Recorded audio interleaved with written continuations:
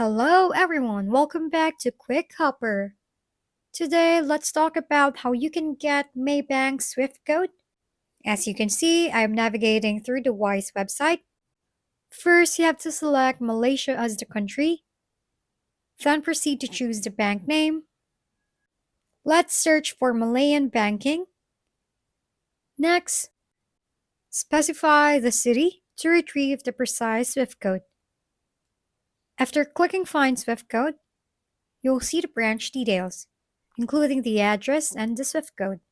You can even copy the Swift code directly from the website.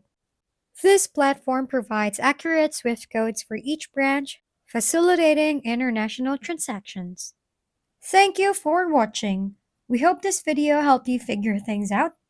If we've been helpful, kindly give us a thumbs up, and don't forget to hit the subscribe and bell button for more contents.